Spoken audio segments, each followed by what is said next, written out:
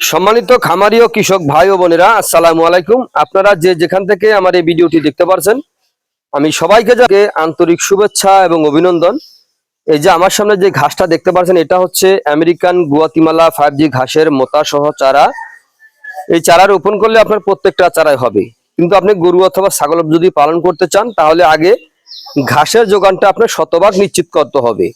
আপনি যেই ঘাসই রোপণ করেন না কেন, ঘাস আপনার লাগবেই লাগবে। ঘাস ছাড়া কিন্তু আপনি কোনোভাবেই গরু ছাগল আপনি পালন করতে পারবেন না। এর কারণ ঘাস ছাড়া গরু ছাগল পালন করা যায় না।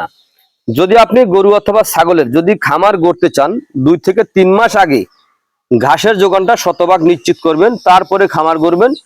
তাহলে খুব কম সময়ের মধ্যে আপনার খামারে আপনি সফলতা অর্জন করতে পারবেন।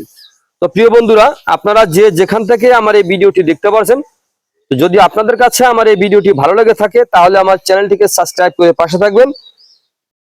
যদি আপনাদের কাছে যে কোনো ধরনের ঘাসের কাটিং এর জন্য আমার স্ক্রিনে দেওয়া নাম্বারে যোগাযোগ করতে পারেন। যেমন আপনার আমেরিকান গুয়াতিমালা হাইব্রিড ঘাস, অথবা জারা ওয়ান হাইব্রিড ঘাস, তাইওয়ান হাইব্রিড ঘাস, ইন্দোনেশিয়ান স্মার্ট নেপিয়ার ঘাস সহ যে কোনো ধরনের ঘাসের কাটিং এর জন্য আমার স্ক্রিনে দেওয়া নাম্বারে যোগাযোগ করবেন। সকলে ভালো থাকবেন, সুস্থ থাকবেন। আল্লাহ হাফেজ।